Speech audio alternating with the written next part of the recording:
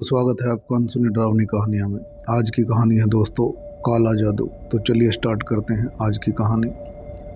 ये कहानी राजीव शर्मा की है जो यूपी में रहते थे। राजीव शर्मा जिनका परिवार आधुनिक विचारधाराओं को मानने वाला था। उन्हें तंत्र मंत्र भूत प्रेत काला जादू टोटके से कोई वास्ता नहीं था। इस कहानी में घटी हुई घटनाएं अक्सर आम लोगों के साथ घट जाती हैं, लेकिन उन्हें अंदाज़ा तक नहीं होता कि उनके साथ होने वाले कष्ट के पीछे का कारण वास्तव में क्या है। चलिए ये कहानी मैं उन्हीं के जैसे आपको आज बताने जा रहा हूँ। मेरा परिवार शिक्षित और आधुनिक विचारधारा वाला है।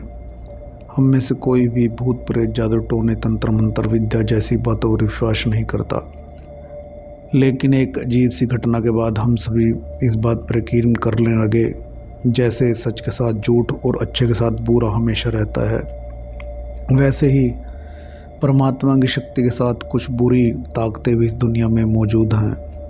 कहते हैं कि अगर माइनस है तो प्लस का अस्तित्व भी है। इसी तरीके से शायद बुराई न हो तो अच्छाई की कोई कीमत न रह जाए। इस घटना ने मेरे पिता को मानसिक रूप से बीमार बना दिया। वर्ष 1995 से 2000 के बीच की बात है। हमने एक प्लाट खरीदा था और जल्द ही उस पर अपना घर बनाने का काम शुरू कर दिया था। निर्माण का काम अभी शुरू हुए कुछ दिन गुजरे थे कि एक आदमी उस पर प्लाट पर आता है। देखने में वो थोड़ा सा विचित्र लगता है। तो मेरी माँ जो वहाँ पर बैठी हुई थी, उसने उनसे पूछा कि आखिरकार क्या काम है और आप कौन हैं। तो वो आदमी थोड़ा सा अजीब आवाज़ में झुंझलाते हुए बोला कि तुम लोगों ने मेरे साथ सही नहीं किया।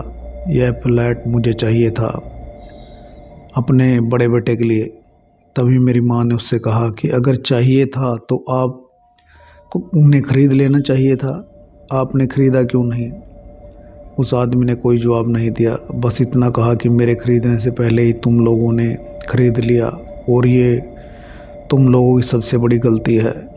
तो मेरी माँ ने कहा कि अगर आपको चाहिए या आपको आवश्यकता है तो आप इसे हमसे ख़रीद लीजिए, हम दूसरा ले लेंगे। क्योंकि मेरी माँ उसकी भावनाओं को समझ रही थी, इसलिए उसकी भावनाओं की कदर रखते हुए उन्होंने उससे कहा कि अभी भी आप इससे ख़रीद सकते हो।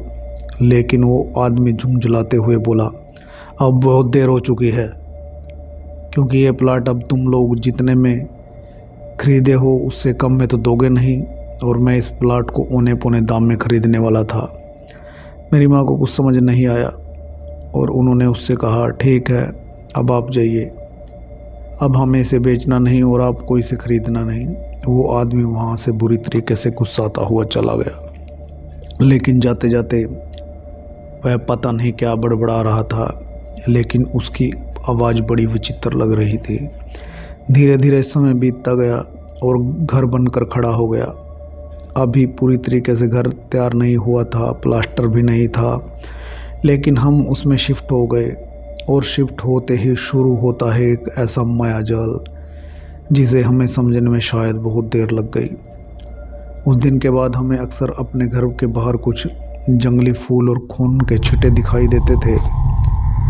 जैसे कि मैंने आप लोगों को बताया था कि मेरा परिवार काले जादू या ऐसी किसी बात पर विश्वास नहीं करता था, इसलिए हर बार हम इन चीज़ों को नज़रअंदाज किया करते थे। वर्तमान 2000 की बात है। एक रात करीब 1 बजे हमें ऐसा लगा जैसे हमारे घर की छत पर कोई लगातार पत्थर फेंक रहा है। 4-5 बार ऐसा हुआ जैसे कोई बहुत भारी मात्रा में हमारी छत पर पत्थर बरसा रहा हो। हम उठे और छत पर गए तो हमने चारों तरफ देखा। हमें कोई नहीं दिखाई दिया, लेकिन हमारे छत पर पत्थर पड़े हुए थे। सुबह हमें पता चला कि यह सब शायद हमारे पड़ोसी का काम होगा, और इसलिए हम लोगों ने पुलिस में शिकायत दर्ज करवा दी। लेकिन उसके खिलाफ कोई सबूत न होने के कारण और कोई गवाही भी न होने के कारण जल्द ही वह हवालात से बाहर आ गया, और आने पर वह शायद हम लोगों से ज़्यादा छिड़ गया था।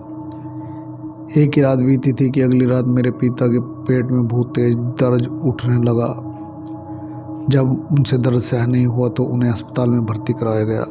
डॉक्टर ने उन्हें मामूली उपचार करके और कुछ पेन किलर देकर वापस भेज दिया, लेकिन उन्होंने हमें बताया कि शायद यह पेट की किसी गंभीर बीमारी का संकेत भी हो सकता है। हम घर तो आ गए, लेकिन अगले ही दिन मेरे पिता के पेट में वही दर्द शुरू हुआ और उन्हें फिर अस्पताल ले जाया गया। इससे पहले उन्हें कभी ऐसी परेशानी नहीं हुई थी, इसलिए हमने सोचा कि किसी और डॉक्टर को दिखाया जाए और उन्हें एक बड़े अस्पताल में भर्ती करवाया गया। वहाँ पर उनके बहुत सारे टेस्ट हुए और उसके बाद यह बात सामने आई कि उन्हें पथरी हो गई। वो भी इस लेवल तक पहुँच गई कि बिना ऑपरेशन के कोई उपाय नहीं था। आनन फानन में उनका ऑपरेशन करवाया गया, लेकिन अस्पताल घर के आने के बाद भी उनकी सेहत बहुत ही ख़राब रही। वह बहुत कुछ खा पी भी नहीं रहे थे, जिसकी वजह से वह दिनादिन कमज़ोर होते जा रहे थे। अब तो हालत ये हो चुकी थी कि मेरे पिता को रोज़ रात को बहुत बुरे सपने आते थे। उन्हें हर बार ऐसा लगता था कि कोई उन्हें मारने की कोशिश कर रहा है, कोई उनका गला दबा रहा है। उठकर बैठ जाते और चीखने चिल्लाने लगते। 2-4 दिन भी बीते थे कि उनकी हालत और बुरी हो गई। अब वह रात में चिल्लाते हुए उठते और दीवारों पर सर टकराने लगते। उन्हें पकड़ पकड़ कर लिटाया जाता। कभी कभी वह हवा में किसी से बातें करने लगते और जब हम पूछते कि वो कह देते कि देखो देखो सामने कौन खड़ा है, लेकिन हमें कुछ नज़र नहीं आता। अभी ये हमारे साथ ही हो रहा था कि एक रात करीब 2 बजे मेरी माँ ने घर के बाहर से किसी के रोने की आवाज़ें सुनी और वह बाहर गई तो कोने में उन्हें एक कोई रोता हुआ दिखाई दिया।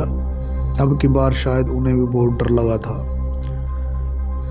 कुछ कदम और आगे बढ़ी तो उनको घर के बाहर वहीं खून के छींटे और जंगली पौधे दिखाई दिए। उन्होंने हिम्मत बांधी और उस रोने वाले इंसान की तरफ बढ़ने लगी, लेकिन जैसे ही वो वहाँ पर पहुँची तो उन्हें चुकाने वाला एक अजीब सा एहसास हुआ, क्योंकि वहाँ पहुँचते ही उनकी नज़र से जैसे ही वो इंसान ओझल हो गया। वहाँ पर कोई नहीं था, बस उन्हें आवाज़ें ही सुनाई दे रही थी। वह भागते हुए घर के अंदर आई और अब यह सिलसिला लगभग हर रात चलने लगा। अब मेरी माँ ने एक सहेली को इस बारे में बताया। वह मेरी माँ को एक तांत्रिक के पास ले गई। तांत्रिक ने अपनी तंत्र साधना से यह बताया कि कोई है जो हमारे घर को अपनी काली विद्या से बांधे हुए है। तांत्रिक ने तंत्र विद्या के द्वारा मेरे पिता को सम्मोहित किया और उनके साथ जब कुछ देर पूजा की तो उन्होंने बताया कि उनके साथ कोई बहुत बुरा कर रहा है, जिसकी वजह से जल्दी ही उनकी मौत हो सकती है।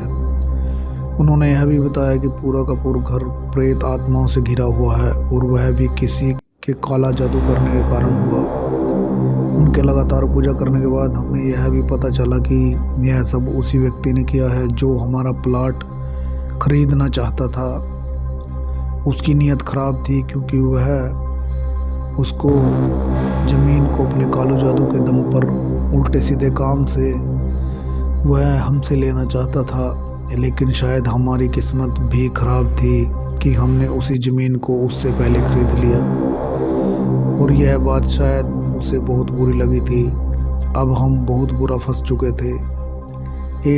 एक सप्ताह तक वह बाबा रोज़ रात को हमारे घर आते, साधना करते। बहुत ही मुश्किल से हमें उन सभी काली शक्तियों से छुटकारा मिला और उसके बाद हमने उस घर को ही छोड़ दिया, क्योंकि उन काली शक्तियों से छुटकारा मिलने के बाद भी हमें अजीबो गरीबो एहसास होने लगे थे।